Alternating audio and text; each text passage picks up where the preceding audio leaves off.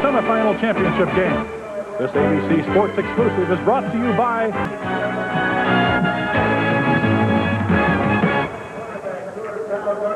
Hello and welcome to a beautiful California afternoon for football. San Luis Obispo, midway in the California mountains, close to the coast, and a beautiful afternoon for football. The Mustangs from Cal Poly against the Broncos from Santa Clara. Hi everyone, I'm Ted Dawson. Welcome to what should be an outstanding football game. Now I want you to meet a man who I've come to know and respect throughout the years. I followed him to the University of Utah. He was a great All-American there. I wish I could have followed in his footsteps because he was great. Welcome, Lee Groscup. Lee, I'll tell you, if this game today is anything like the game these two teams played earlier this year, we've got a great one. Well, that score was just as close as it could be. It was actually a classic, 42-28, and I think it was probably even closer than that score would indicate, because up until the final moments of play, the outcome of the contest was actually in doubt. And in terms of statistics, it perhaps has to be a record-breaking day, one of the most prolific offensive days in NCAA Division II history. Over 1,000 yards of combined total offense, as you look at that graphic, in that October 11th meeting. So, as you say, if it's a rerun of that contest, we have a barn burner. Coming onto the field, the Broncos from Santa Clara, ranked 7th in the NCAA Division II. There you see their record on the right, 9-2. That including the postseason, 8-2 for the season, and they have come on strong. And the Mustangs from Cal Poly San Luis Obispo, currently ranked 4th in the NCAA Division II. They are right at the top of their game after that win last week over Jacksonville State. An excellent ball game today. Expected both teams pass a lot. Both have exceptional passers. Henry Alfaro is a great passer, Dave Alfaro rather, a great passer for Santa Clara, and Johnston is a great passer for Cal Poly. Well, you know, we have an interesting story in Division II because it started with quarterfinal actions, and there we look at the pairings in the NCAA Division II quarterfinals. That all happened last week. That narrowed it down, of course, to 4 teams. And this is what happened last week. Cal Poly, of course, the winner over Jacksonville State, 15-zip. And in a cliffhanger, Santa Clara won the ball game against Northern Michigan as Dave Alfaro in that ball game threw 3 touchdown passes. That brings us down to today. Now, Cal Poly against Santa Clara. Earlier today, Eastern Illinois walloped Northern Alabama 56-31 in a wide-open scoring contest there. So, today's winner will play Eastern Illinois in the Zia Bowl. That is for the Division II National Championship, and of course that is in Albuquerque last week, and a championship will be decided on the field. We'll be back. We'll have the kickoff of today's game. You stay with us because we got a great game for you from San Luis Obispo coming up right after this. Hey, I'm Ted Dawson along with Lee Groscup. Santa Clara has won the toss. Check that, Lee. They've just now given us a different movement as to who won the toss. Apparently, Cal Poly has won the toss. They're going to be defending the goal to your right. Cal Poly in green, Santa Clara in white this afternoon. The key players for this afternoon's game, you'll watch them. Watch them here, Lee, because they have some excellent. Dave Alfaro, number 10, the quarterback of Santa Clara. He is a great passer. He can throw, and he is basically a drop-back passer, and he likes to throw the ball to this man, Perry Parmalee, number 81, who Pat Malley has said is the greatest receiver they have ever had at Santa Clara. A junior college All-American. For Cal Poly, they've got what they call the 5-7-9 combination. Robbie Martin is part of that 5. He's number 5, and he is the leader in career receptions. He also doubles as a threat on returns. Number 7 is Craig Johnson, who patterns himself after Pat Hayden. He is the guy who can throw the football on the move or standing still. Here is the career rushing leader, a Division II All-American, number 9, Lewis Jackson, and he is a breakaway threat. We're ready for the kickoff here in San Luis Obispo. Number 5, the fellow you just saw, Robbie Martin, is the guy who'll go back deep. And he is an excellent punt and kickoff return man. He is a burner with about 4.5, 4.6 speed in the 40. He's dangerous every time he gets his hands on the football and will hurt you a lot of different ways. He averages 25.9 yards per kickoff return. Speaking of Division II All-Americans, here is another one. There are 3 Division II All-Americans on the field today. Brian Sullivan, one of the premier kickers in America today. Mike Bush, number 81, back deep with Martin. And I would imagine Sullivan will try to kick it away from Robbie Martin because he is probably the fastest man, well, definitely the fastest man on this field. Ryan Sullivan, number 2. Robbie Martin, number 5. There you see it, 25.9 yards a kickoff return. And we're underway here from San Luis Obispo.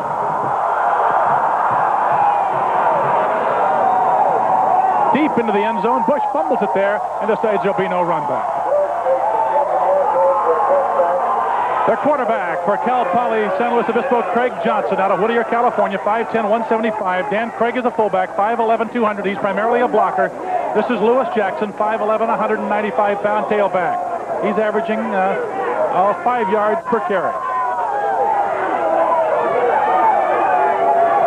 Johnson sends Tim Hannafin out to the right side and puts Robbie Martin in a slot on the right, and that's Martin in motion.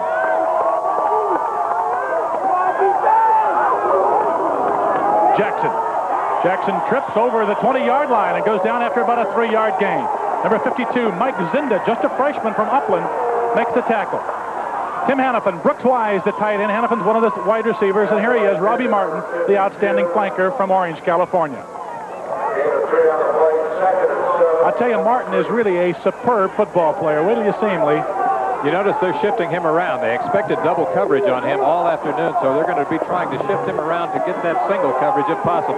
Martin in motion again. There it is. Now Hannafin splits out. That's Martin in a slot on the right side. Right up the middle to Craig. 40-yard line. And down at the 45. Danny Craig, who only averages 5.7 yards a carry. He's only carried the ball 38 times this year for 215 yards. Breaks it for the 22 yards in the first down. You see the defensive line for Cal Poly. Rod Shaw, excellent center. All right, I checked that this is the offensive line. Mike Dahm, his brother, also plays a lot. Rick Jones, a big right tackle. 6'4", 225 pounds.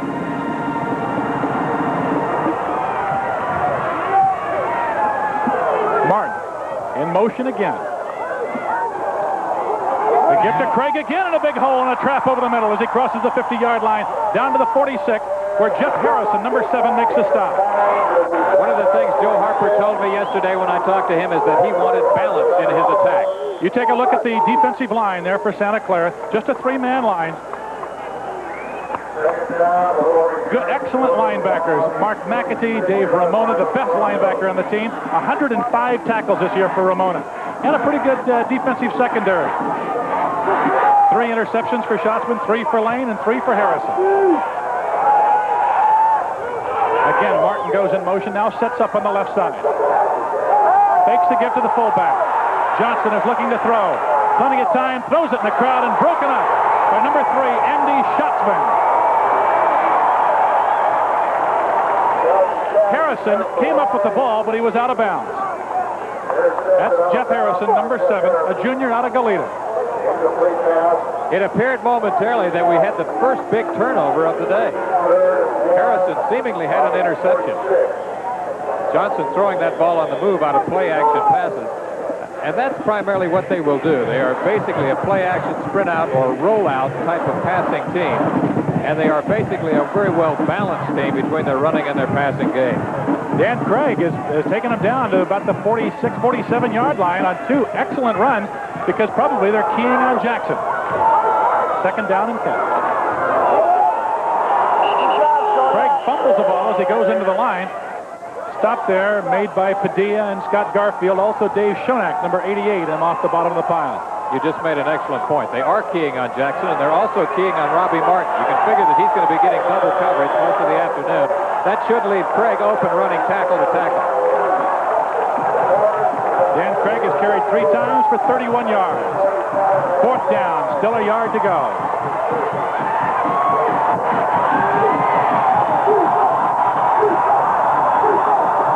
High formation as Cal Poly decides to go. They give it to Jackson as he crosses the 45-yard line down to about the 43. Greg O'Leary making the stop, a 4-yard gain, and the first down for Lewis Jackson. There you see the numbers on Jackson. 1,424 yards, a 5.0 average, 12 touchdowns this year. He is a bona fide Division II All-American. He carried as many as 55 times in a single ball game. Against Boise State earlier this year, and a big win for Cal Poly, I might add. First down from the 42-yard line. Three-man defensive line for the Broncos. That's Martin in motion. The pitch to Jackson. Jackson turns it up at the 40, still on his feet, and down right there at the 40-yard line on a good open field tackle by number 52, Mike Zinda. Zinda, just a freshman, 6'2", 220-pounder after a 3-yard gain. Zinda, by the way, has a father who's a college coach at Claremont down in Southern California. And they feel that Zinda is perhaps the finest freshman they have ever recruited. He is a player with unlimited potential, 9'9" in the 100-yard dash. And 4'5" in the 40, which may be even more impressive. And he's 6'2", 220, so Mike that tells you Zinda. He's a hoss. Second down, 7 yards to go as Hannafin splits out wide to the right. Martin is a flanker on the left. Back to pass is Johnston. Plenty of time. Throwing across the middle, complete to his fullback, Craig. Craig at the 30 and down at about the 27-yard line. Dave Ramona, the leading tackler on the Santa Clara Broncos squad, makes the stop. Ramona comes into this game as we take a look at Dan Craig. Ramona has 105 tackles on the year, a 12-yard gain. Johnston to Craig. Craig had caught only 2 passes all year long for a total of 17 yards. And suddenly he emerges as the hero early on in this ball game, being the most prolific rusher and receiver. Craig Johnston out of St. Paul High School in Los Angeles. Whittier, as a matter of fact. They give us to Craig again on the trap, and Craig finds a hole as he breaks his way down near the 20-yard line. They'll give him forward progress to about the 22 before Dave Padilla, the middle guard, the nose guard, who got pushed clear back, makes the stop. Craig is running right behind a good one. Number 66, Mike Dahm, probably the toughest man along that offensive wall. They like to run the right side, and they've got the combination of Mike Dahm, number 66, and number 79, Rick Jones, who was a tight end. Number 87, Mike Gilmore, splits out wide to the right side. He goes in the slot on the right. Now that's Gilmore in motion. They give to Jackson. Jackson runs over people down across the 20 to the 17-yard line. Number 52, Mike Zinda in on the stop, along with Mark McAtee. That is the blast or isolation play, and it's probably the key play for the tailback in the I formation. Once again, as we look at more numbers on the great number 9, Lewis Jackson, career rushing leader for the Mustangs.